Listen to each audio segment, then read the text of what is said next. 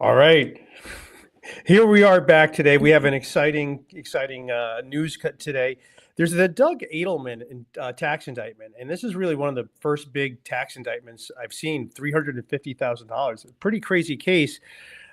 My problem is it's the indicting authority is the U.S. government, probably the least trustworthy entity on the planet. So let's see. John Richardson has John.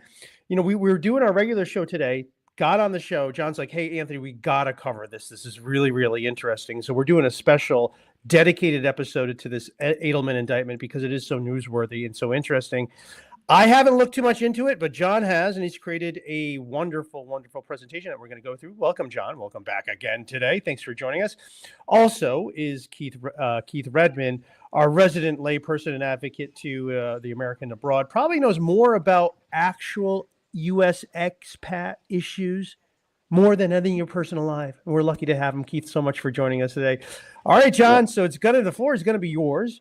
We're going to get through your presentation on your thoughts of the Edelman indictment. And for those who don't know, Doug Edelman is defense contractor, alleged to be married to a French citizen, I think only. And he's been accused of massive tax evasion, really at a scale that no one has ever been alleged to have done. But I could tell you this for sure. There are plenty of billionaires, plenty of politically connected billionaires who evade taxes all the time. So my question for me that I want to answer is, why was Doug Edelman picked out from all the many people who are evading taxes and committing crime so much? So hopefully we'll get that answer. We'll turn it over to John. So John, thanks for joining us. Should I move to the next slide? Why not? All right, we'll do it. We'll get bold here. Yeah. Okay. So actually, it's sort of an introduction to this. I actually have not spent tons and tons of time on this. I've been over maybe a couple hours, and partly it was the result of an article that appeared in the Wall Street Journal on this yesterday, which I received yesterday morning and looked at it.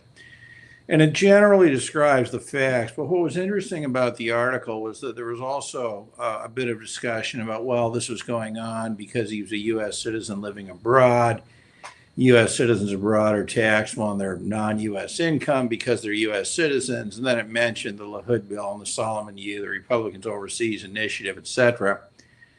And interestingly, a number of the comments to the Wall Street Journal article, which I should have linked to, maybe Keith could send it over, whatever, put in the chat, actually, explore the question of whether U.S. citizens abroad should be subject to U.S. worldwide taxation, as they are.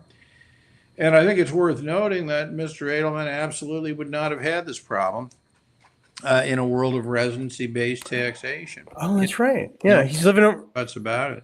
Right. This is something we always talk about, too, because we have so many people concerned about not being in compliance and they're going to be convicted for tax evasion. And we've said it's incredibly, incredibly rare for a U.S. expat to be indicted for tax evasion. Here's one. So it has happened before. But here is one case, and it's really one of the biggest ones as well. Anthony, I'm not so sure it is that big. I think that they've blown this up. I don't see anything in the indictment that would even begin to justify the numbers they're coming up with. Wait a second. Are you saying the United States government would kind of fabricate a case to make someone look bad who actually didn't do something bad, to have them judged in the court of public opinion before they go to trial? Well, I wouldn't need to do that because I could count on you to. But I think there's absolutely no question. I provide some links to this stuff, but if you read the news bulletin from the Department of Justice, it's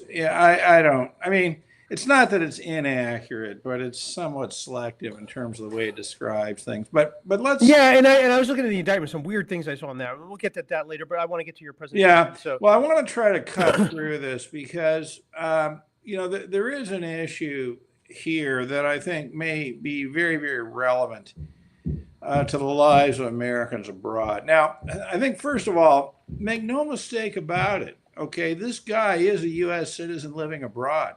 Okay, like all of the listeners of this podcast, he's just like you.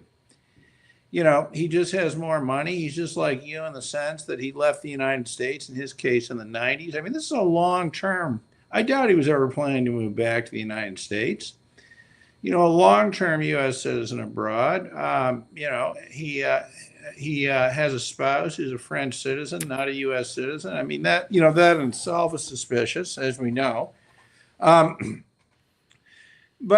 he's an entrepreneurial guy. I mean, he was essentially, apparently created a company, and this is really, really important. Okay, let me start here.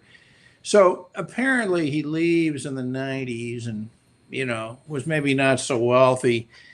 But after 9/11, he created a company which apparently was selling jet fuel or something to the American military. And this is just based from the facts in the indictment. I don't, I have no way of knowing how true all this is. But, these are the facts we're working with. And what I think is of significance here, and I don't think that this is adequately laid out in the discussion of this, was that he didn't do this alone. He had a non-resident alien partner. I don't know who that person would be.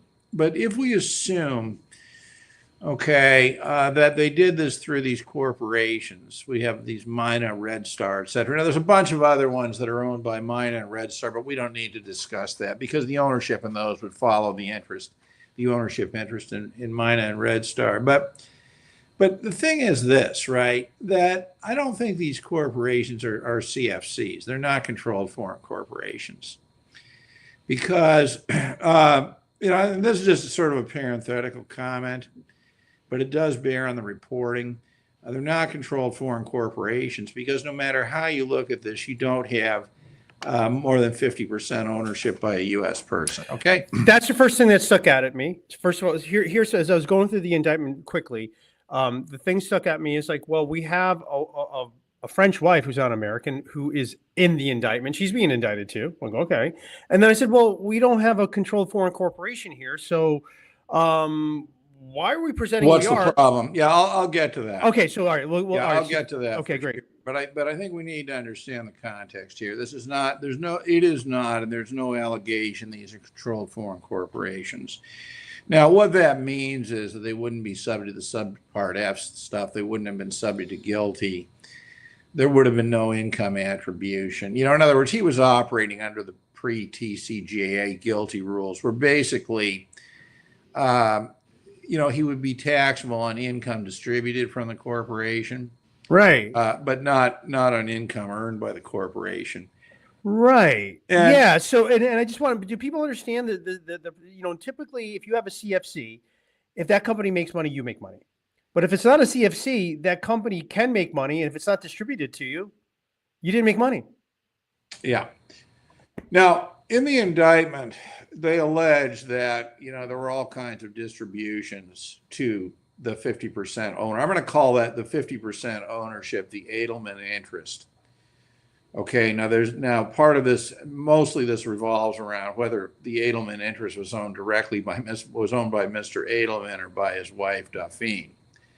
Okay, and there are different consequences, but we'll call that the Edelman interest. Okay, now, any distributions from the company payable that represented the Edelman interest would be taxable, of course, by the recipient of those dividends, right?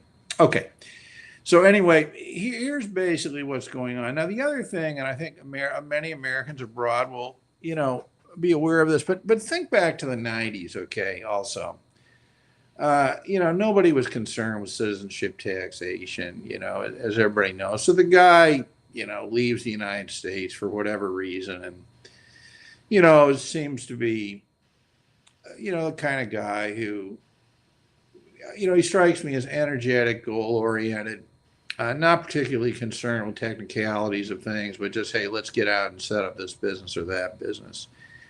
But the thing is this, he was not filing U.S. taxes. And, okay, so maybe that puts him in violation of the law. But, that was pretty common at that time. And it's not until 2015, interestingly, that he decides to enter the voluntary disclosure. Right, and I saw that. Yeah, he entered into the OVDP to clear up past mistakes. Yeah, right? Let's go through some. Oh yeah, let's go through. Okay, yeah, you got it. All right, we have it here. All right, fantastic. Some of this we may have talked. Oh yeah, I've already talked about the fact that these corporations are not CFCs. I think that's contextually interesting. Yeah, Reasons absolutely. we'll Yeah. probably discuss next. Next slide. So I've talked about the fact that, dividends, distributions from the company would be taxed to the shareholders. Specifically, the Edelman interest would have had to have picked that up on a U.S. tax return. Now, let me just, in this context, note that part of the indictment is a tax evasion charge based on the failure to disclose in 2020. By the way, I have no independent knowledge of this. I'm simply quoting off the indictment, okay? What the indictment says is that he sold his shares for $40 million and did not report a capital gain on his U.S. tax return. But this is based on the theory that he didn't own the shares, that his wife owned the shares, right? Okay. So anyway, continuing on here, okay. If it's a dividend, as you know, Anthony, whether they're owned by him or his wife, the U.S. government is owed tax on that. But if it's a capital gain, because his wife's a non-resident alien, she would not have to pay a capital gains tax to the U.S. government on that. Although, who knows, she would have had to pay the capital gains tax in France. I mean, it would be interesting to see her tax return. Yeah, right. Yeah, right. Yeah. But anyway, moving on. Okay. So the real issue here is, here's the crux of the issue. Here's the crux of the issue. And this is why, the community of Americans abroad who thinks this stuff, I think, should be very interested in this case. Very interested. Because, see, what's happening is that Mr. Edelman is claiming, and perhaps he's true, right? I don't use the word claim in a pejorative sense. His position is, and has been, that he did not own the Edelman interest, that the Edelman interest was owned by his non-resident alien wife, okay? Delphine. But, there's some interesting consequences, and it would also be fascinating to see the returns he filed on the offshore voluntary disclosure, because if Mr. Edelman, I think I'm right on this, owns the Edelman interest, then I don't think he's got a 5471 requirement. Okay, I don't think he does. But if his wife owns this interest, then he does, because of the attribution rules. Or maybe would he or wouldn't he? Hard to say. Okay, I'd have to think a little. Yeah, I'm not entirely sure, because is that he can't be, her attribution rules can't be greater than his interest. Yeah, I think if he had a 0.10%, then it would. Then I think you're right on that. I think you're right on that. But it is interesting, right? How, the point is, if she owns the shares, then the issue of attribution arises. Okay, so you have to kind of consider that. Anyway, next. Okay, so the government's going to look for anything to say, anything to push you over that 50%. Well, yeah, I mean, they're going to look for anything to, get the result they want. What they want is that he owns this stuff so they can tax it, et cetera, right? And because that would then support, their view that he was underreporting his, this and that. All right, so like so many people, what's interesting about this is, and we see this just time again, yep. Is the people's problems begin with an attempt to make good with the U.S. government. Mm-hmm. Okay, here it is again. Now, I think I read something in here to the effect that this was tied into the Swiss bank thing, either UBS or Credit Suisse. Okay. Accounts there. So we have that context. We see time after time people who've entered the offshore voluntary disclosure program with links to those banks seem to have problems, right? But, okay, the bottom line is that, in filing this OVDP submission, he's also filing, he's required to file, as you know, FBARs. And apparently, if I read this correctly, he's claiming, a very small number of counts, 1 or 2 foreign accounts, which is, of course, hard to believe. But in any case, moving on. I don't the trigger, right? I mean, right. That's how they knew. Knows what would have happened. Right. Yeah, that's how that they knew about it, and yeah. So okay, right. Yeah, and that's thank you, John, because this is kind of where I'm at. All right, so here's the real issue. The real issue this thing is based on mostly on he really owned the shares, but he claimed he didn't. Okay, and his wife supported him in this claim, and that's why she was charged as well. Now think about this for a minute, okay? So we have this married couple, and by the way, they've been married a lot of years, right? It would be impossible to make the claim that he married her to hide his assets or something, right? Okay, so they've been married a lot of years, and in marriages, often sometimes there's discussion of who owns stuff, sometimes there isn't. Often the default is it really doesn't matter, because we're married, et cetera, et cetera. But the point is, and I say this again, the crux of this is who really owned the Edelman interest, right? Was it Douglas or was it Delphine, right? Of course, or maybe it was, I mean, who knows, right? But this is where the action is. And what's interesting is that if you look at the charges in this indictment, they're mostly, now, as you know, Anthony, Title 18 is the sort of the federal criminal code. Notice that you've got charges under that are based on, essentially misrepresentation. We have some tax evasion, right? Title 26. All right. So that's included. And we have, of course, a lot of FBAR stuff. And the inclusion of 5322 means they're going after him willfully. So pause and think about this for a minute, right? I mean, this does not seem to me to be your garden variety tax evasion case. No, it really doesn't, does it? Yeah, no. What this is about is lying about who owns the family assets, right? Now, it's easy for people to say, oh, well, this is Edelman, he has all this money, etc., right? And, but, this stuff starts, all right, with, well, this is Edelman, right? I mean, a lot of the problems that Americans abroad have today are related to the UBS thing, the Bradley Birkenfeld stuff, right? It's interesting how, one person, can create circumstances that work their way on down. So I would be very concerned about this, I think, if I were, running one of these groups, to defend the interests of U.S. citizens abroad. Okay, because does this mean now that, for example, when people renounce citizenship to get below the 2 million, gifting is a common strategy? Does this mean now that, the government's going to come in and say, well, no, that wasn't really a gift, right? Yeah, and what I would say is that, what this seems, and I'm actually going through this, become more and more convinced Doug Edelman is innocent. As I'm going through this, I'm becoming far more like, I think he didn't play ball on something, and the government is retaliating against him.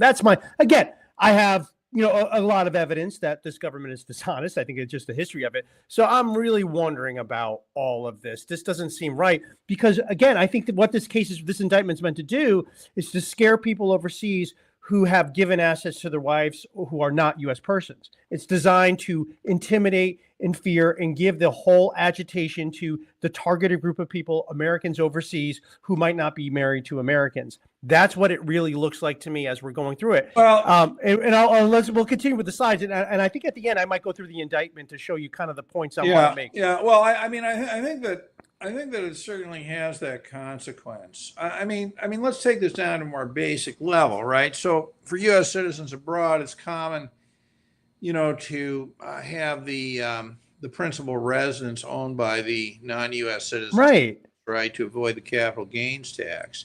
I mean, are they now going to take the position that no, that isn't, that you really own that, or that you own it? Or, I mean, this is a problem. This is a real problem. And it may well be that, that this is an extremely egregious case. I don't know. Yeah, again, but it's the government making the allegation. Well, that's of course true, right? Right. So I want to ask Keith a couple of questions on this, because I want his comment on my observation. I think this is just designed to terrorize Americans abroad and people who are married to non-U.S. persons. Keith, do you think there might be something to that? I think there is. I I'd like to ask a basic question to John, and just to get if he's able to give his thoughts on this. What if he did not enter the offshore voluntary disclosure program? What if he did not do that at all? Do you think this would come to light moving forward if he had just stayed away? Well, we'll never know because he did enter, right? No, I understand. I understand. I I mean, get you know, that. we see time and time again. All right, if you look at the history of these problems with people, we see time and time again that people who entered the offshore voluntary disclosure program, particularly if that It's a problem. is a problem, Yeah.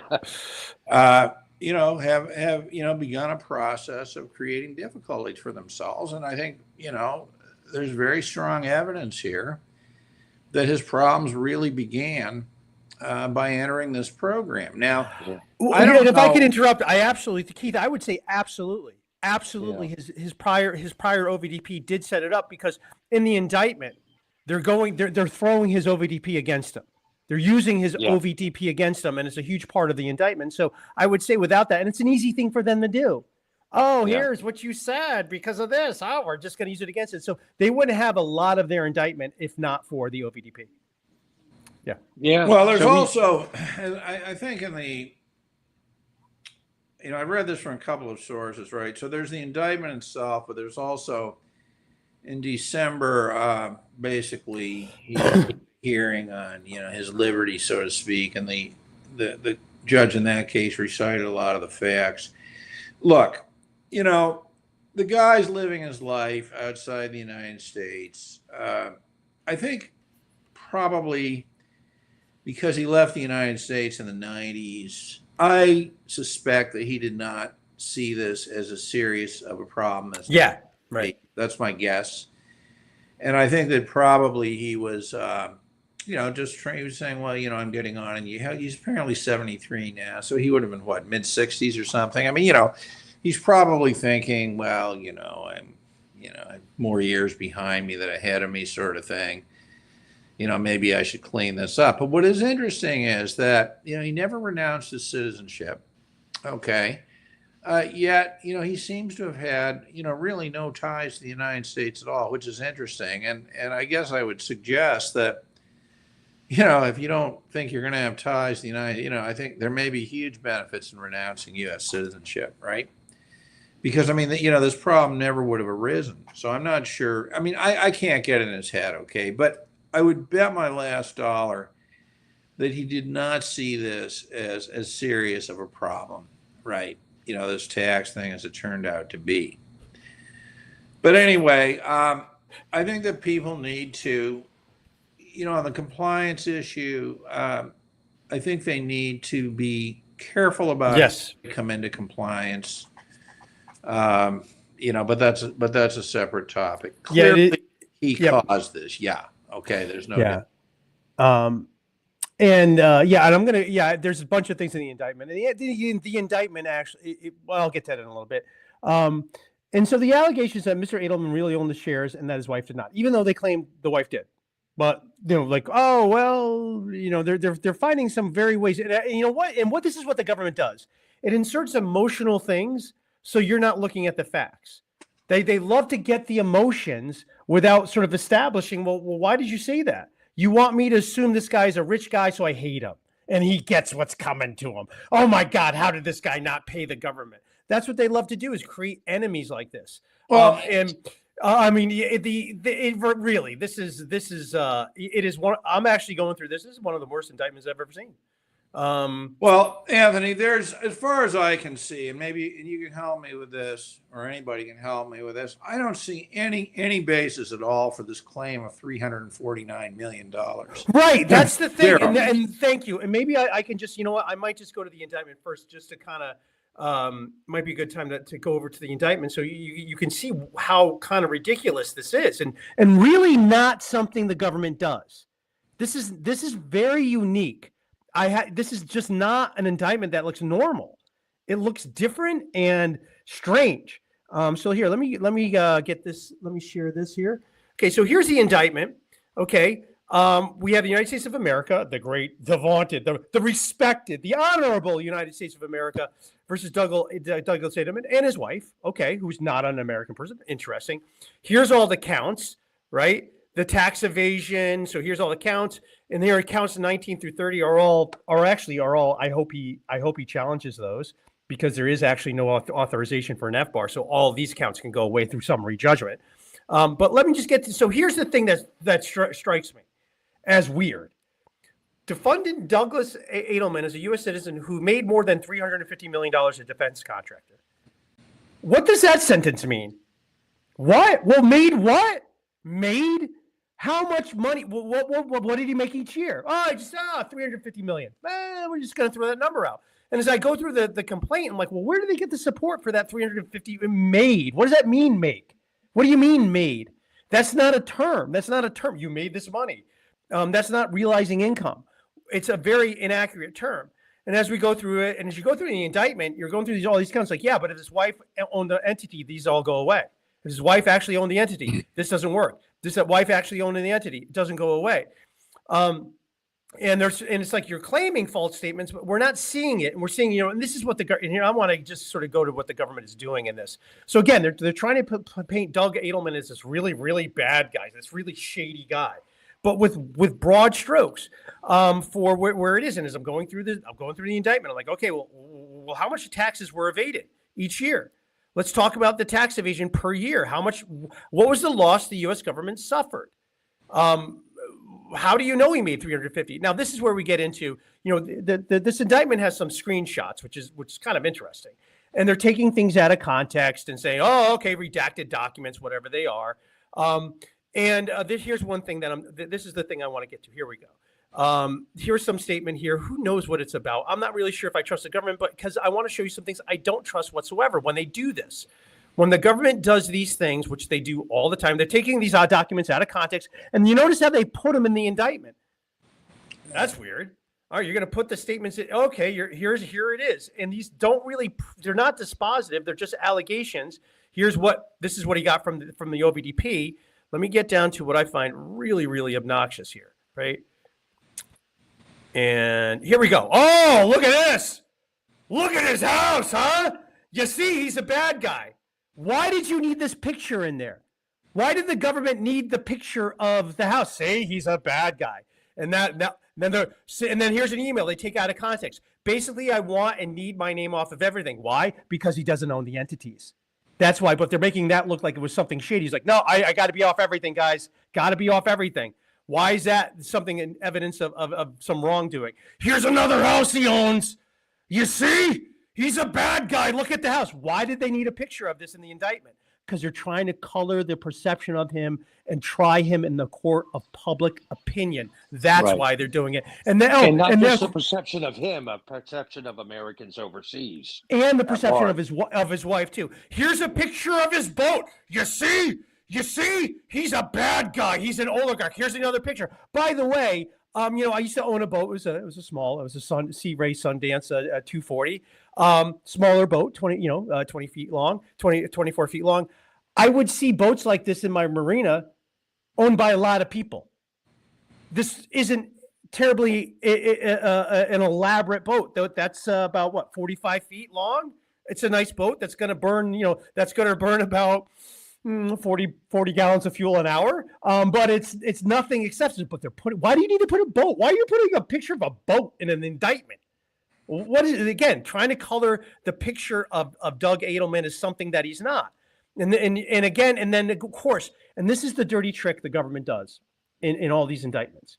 They indict the wife. Why? Because it puts pressure. It puts pressure on you to settle. They always will indict the wife who may have done anything in order to put pressure on the person who's going after, put all this pressure. You're going to take that indictment. You're going to take that plea. You're going to take that plea. You're going to take that plea. The government wants a plea. They don't want a trial because I think Doug Edelman has some incredible defenses here.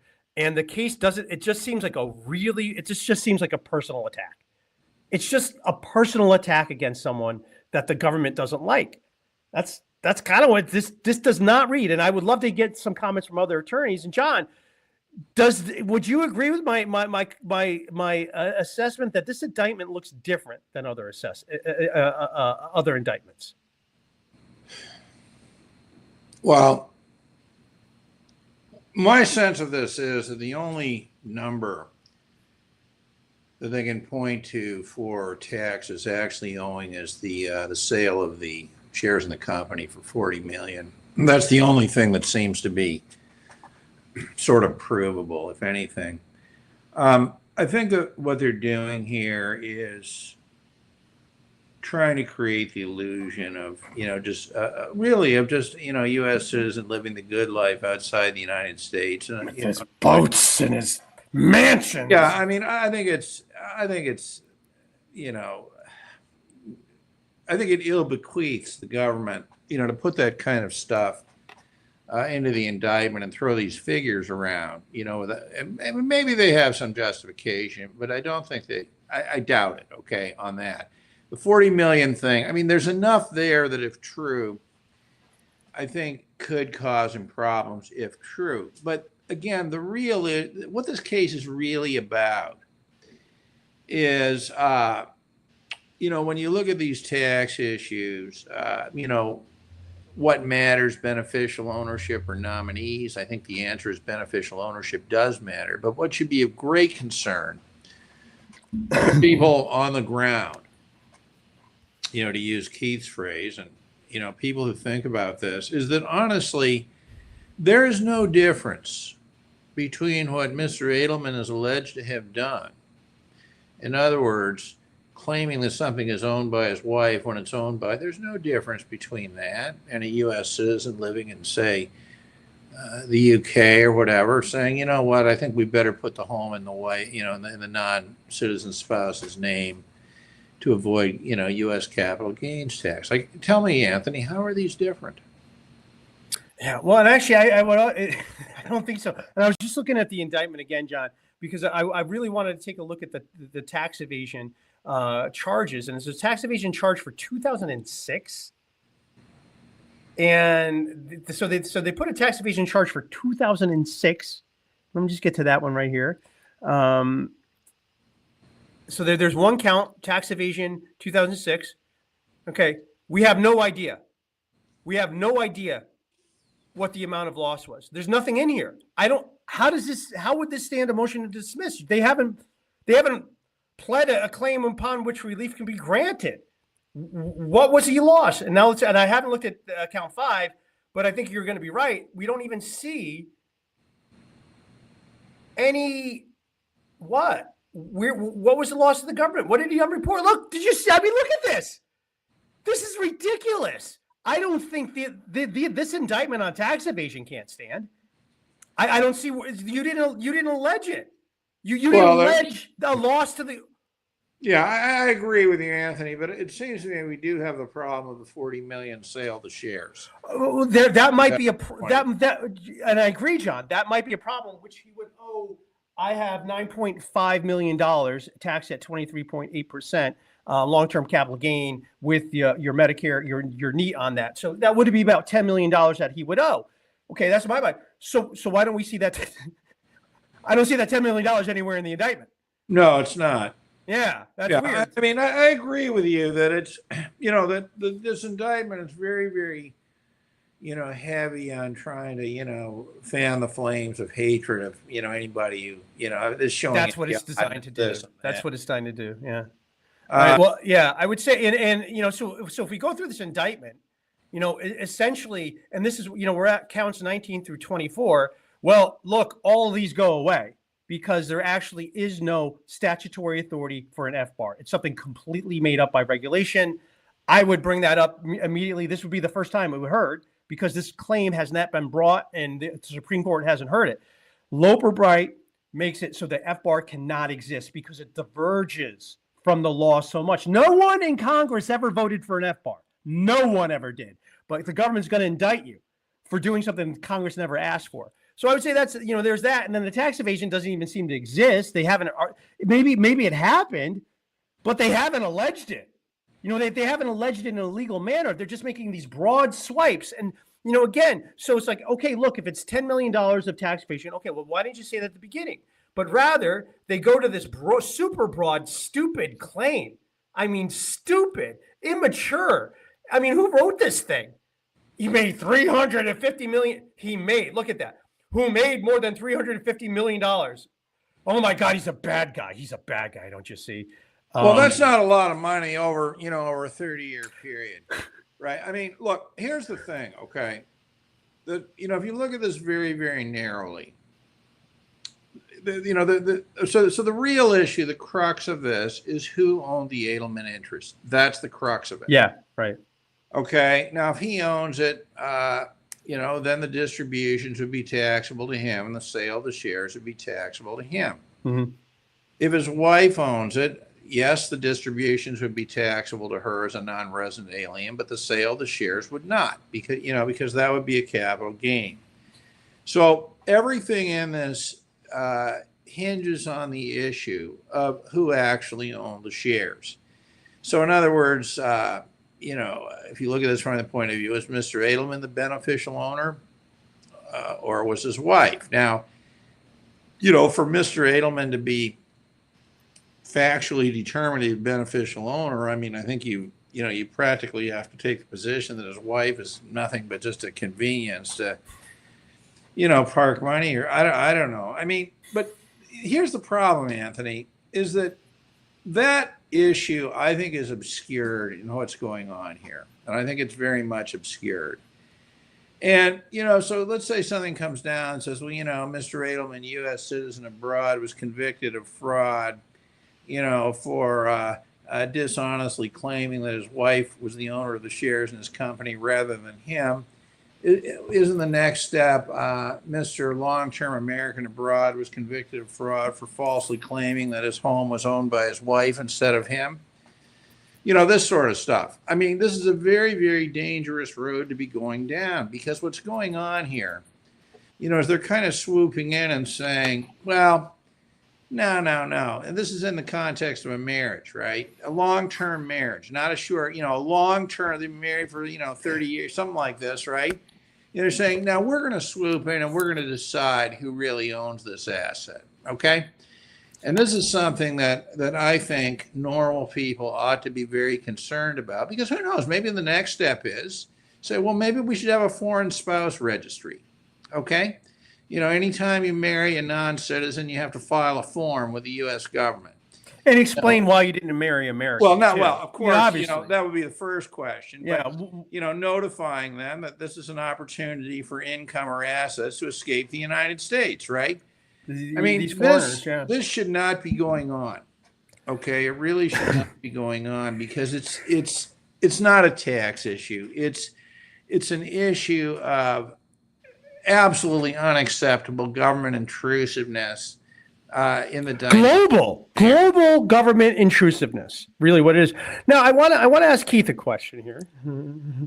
Sure, hey, Keith. Yeah. So if you're an American overseas, or just an American, or American, let's say you're an American overseas, and this is your expertise, and you read about this indictment, and you happen to have a non-U.S. spouse. Okay. And your non-U.S. spouse does happen to own some assets. Okay. How are you going to feel right now? It depends. Is that American overseas that you're speaking of? Yes. Is he up to date or with his U.S. tax Oh, filings? yeah. Or okay. Oh yeah, but he doesn't report a lot of income because spouse makes a lot of income. How would I feel? I'd have a little bit of trepidation, but not a lot, Okay. to be honest with you. Okay, because the way I'm looking at this, that's me. I guess the way that I'm looking at it is this is a very vague, kind of personally attacky indictment that's designed. Its true purpose is designed to instill fear and intimidation on people that the IRS really can't control. So they throw things out like this to do that. That's kind of where I'm at. Well, that's really what it seems to be about. No, I get it. Of course, there is a level of fear there to be used as an example for people to get right with God, with the IRS. But then again, there's the double-edged sword, because, as I said earlier, Yeah. you guys said getting right with the IRS could be a detriment to you. And that's what got him in, right. And that it's that OVDP that sort of set him up and really formed the basis of the indictment for the government. And that's really the unfortunate part of this one. Doug Edelman just seems like the perfect target. It seems like he just seems like a really good target for the government to go after. I mean, I know a lot of people who are, who are married to a non-American spouse, particularly in France, and that non-American spouse has maybe inherited a home from their parents. Yeah. And they're the beneficiary of that home, or that non-American spouse has her own LLC because that's her work, and he has nothing to do with it, either situation. So it would make me question a little bit, what do I do or what do I don't do? Yeah. It's adding, go ahead, John. Look, everybody,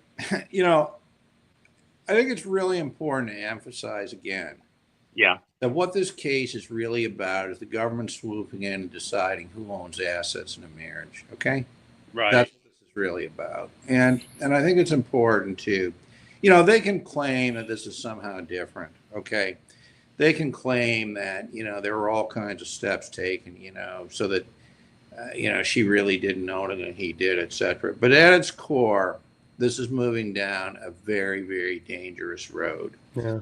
Because the next step is absolutely, because if they're successful on this, then we have a legal precedent for them feeling that they can challenge, the ownership of any dual national couple, who owns the house, where they live outside the United States, etc. And who owns the business? Yeah. And I think that, that is what is important, for the people who, our general audience here. So these people who say, well, this is some rich son of a bitch and he gets what he deserves. Let me tell you something, okay? That, if that the same laws that apply to him are going to come back and apply to him, the law somehow becomes that, it's okay for them to challenge or, get into the ownership of assets in a marriage. I want to emphasize again, this is a long-term marriage, okay? She was there at the beginning. Yeah. Et cetera, et cetera. Then I think you got a serious problem, all right? Well, John, what do you tell somebody who's in not this type of situation where they have a lot of money, because as you said, that's not the core issue.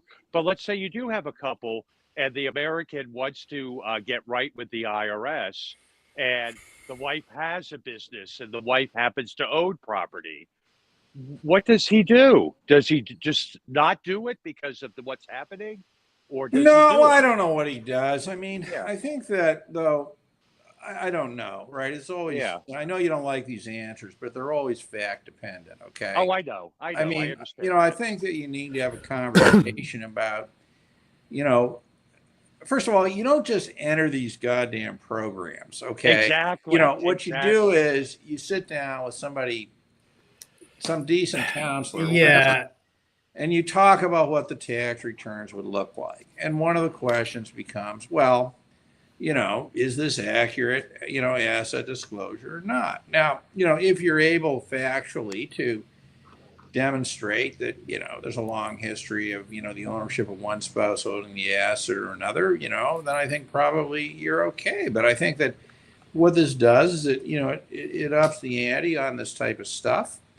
Where I see the real danger is, on the ownership of the family home sort of thing. I mean, this opens the door to, they're making claims that, you put that house in your spouse's name. You telling me this isn't your house? And it opens the door to, checking to see if gift tax returns were filed, depending on where the source of this is really, really bad news.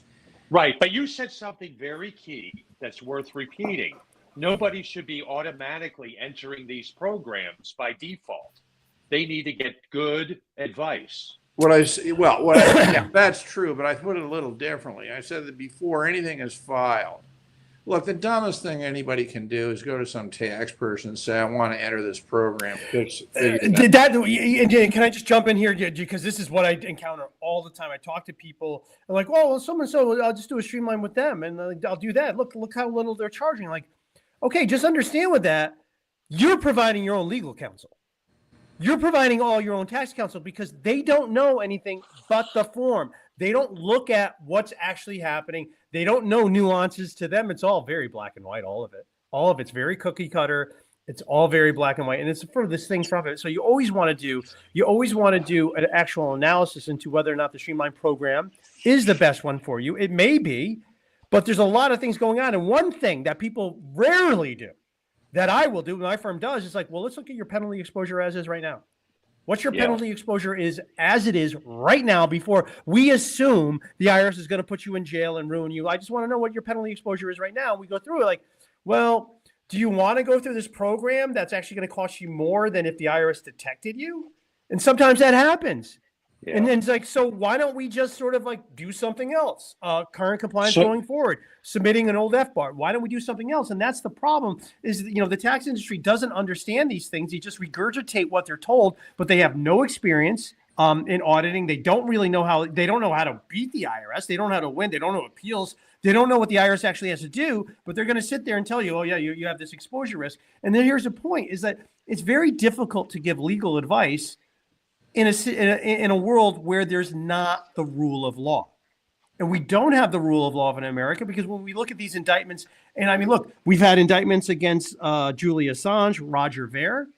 The government doesn't have a great track record, does not have a great track record whatsoever who it goes after. It goes after its political opponents. We know that.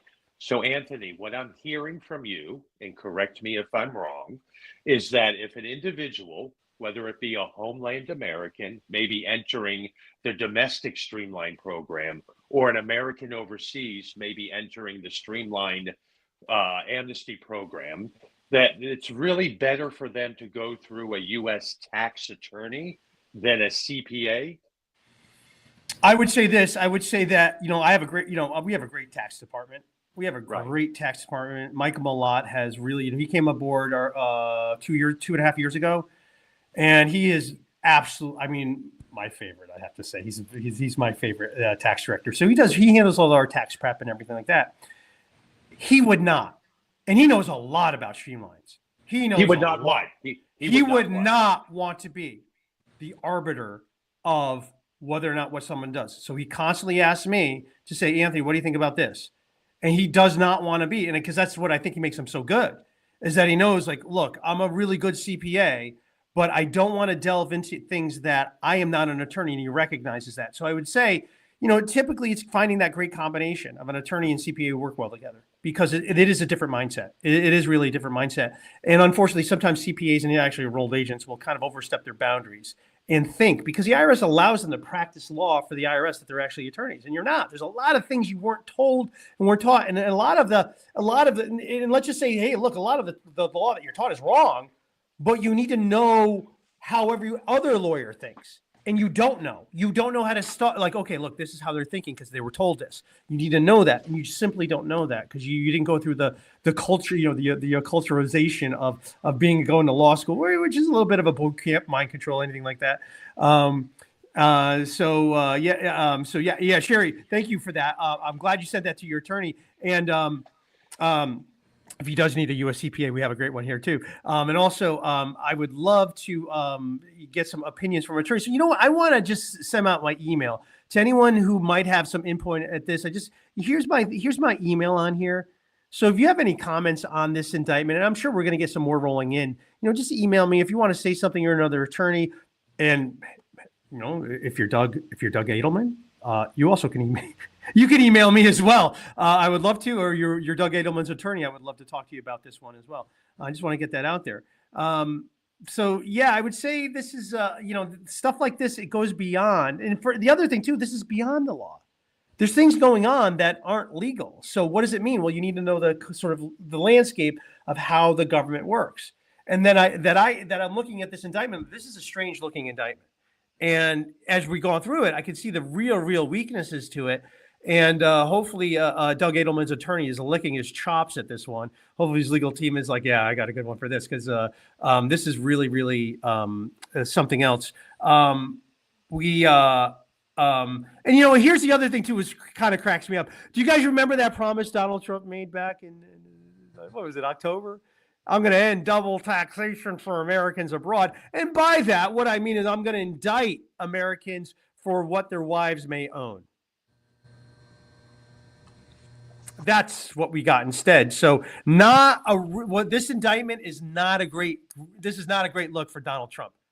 Donald Trump, who promised a lot to a lot of people, not a great look for him whatsoever, because in fact, and as John pointed out at the beginning of this, the only reason why this case exists is that the thing called citizenship-based taxation, the unique thing that is truly only American, and don't give me Eritrea, the only thing that's truly American, global taxation, that's the only reason why this indictment can exist. Take away that and there's no crime. And that is what's truly criminal about our U.S. government. John, what do you have? Anything, John? Well, I do think, you raised the question of, what does this mean in terms of the movement for tax reform for Americans abroad? It's interesting because at first glance, so Mr. Edelman, clearly was a U.S. citizen living outside the United States long term. I don't think that anybody could spin these circumstances in a way that would suggest this is helpful in the movement in citizenship taxation. But, okay, I do think it's possible to spin it in terms of it's a very public demonstration of how ludicrous citizenship taxation is, because all of the income here is non-U.S. source income. So what we have is a situation where the U.S. is claiming the right to tax individuals on income that is not sourced in the United States when they don't even live in the United States, right? And I think that should be the very, very aggressive messaging coming out of this, to turn this into one more arrow in the quiver of reasons why citizenship taxation should go. You might not like Doug Edelamn, or maybe you do. I have no idea. I kind of like him now. I started not liking, but now looking at this, I kind of like him now. So you may like him or not, but the point is that what he has done is demonstrated the absurdity and the immorality of citizenship-based taxation. Because look at it this way. Let's assume for a minute, okay, which do you think is worse? Okay, disobeying a completely unjust, immoral law, or bringing the full force of the U.S. government for failing to comply with that unjust or immoral law? If you look at it that way, who's really the bad guy here? Yeah. And I think that's that. Obvious. John, thank you. You said it much more eloquently than I could have. I really appreciate that. So there is a problem here. Okay, there really is a problem. And my advice to the community, or the various communities or factions of Americans abroad and their lawyers and accountants, is to seize the day here and understand that they've been given an opportunity to absolutely demonstrate the problem of citizenship. What the hell does this guy have to do with the United States? Nothing. It proves that they are reaching into other countries and just trying to extract productive capital. So it's there. I think that it has the potential to set a very dangerous precedent, because, as I've said a million times, and this is what I want individual Americans to understand, that if they are successful on this, they have opened the door, they have created the legal precedent to decide that house in your spouse's name is really your house, and that they're gonna tax the gain, right? So this is not in fact about Mr. Edelman and his wife so much as it is about your rights and dignity as U.S. citizens choosing to live in the world where you would like, and that's what you need to understand. This is what being a U.S. citizen is all about, thanks to the U.S. government. And I would think this would give great pause to anybody considering marrying one. Well, we've done that talk. The cost of your Americanness, it does bring down your attractiveness worldwide. It certainly Right. does. I would say if you were in love with an American, Call and a you're living lawyer. overseas, no, say the condition of marrying you, you need to renounce your U.S. citizenship. Then we'll get married. Bottom line. Yeah. And folks, most of you don't know this, or if you meet Keith in person, he's actually a very handsome man.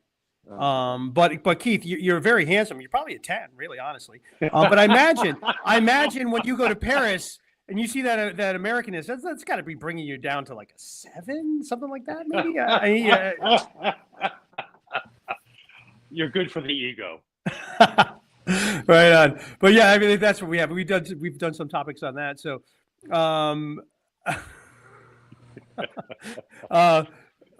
there we go. Right. The great. Oh yeah. All right. So Sherry says a great idea for a new matchmaking app. We take that American sort of kind of try to minimize that flag to dress them up for, hey, here's a poor American you can take home. Yeah. Or a dating app for Americans who have renounced their there you go. Right. Yeah. Dating app for Americans. They're verified. Well, They're verified clear of your citizenship. I think all of these apps should probably start with a question: what is your citizenship? Are you, or have you ever been a U.S. citizen? No. Were you? Are you? Yes. Have you? Renounced this sort of thing? Right. I mean, look, make no mistake about it. Make no mistake about it. Okay, that this woman would not have these problems if she hadn't married an American. I mean, that's clear as day.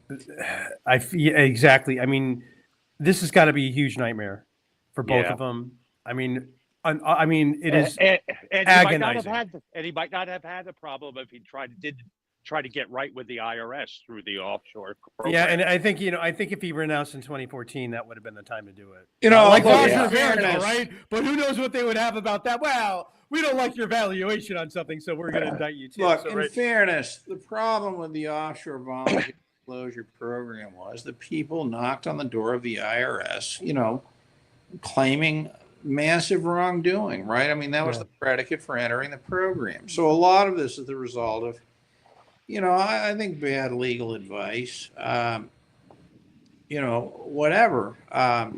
Yeah. But we see this time after time, that the port of entry to problems is entering, that kind of, that program in any case, the OVDP for sure.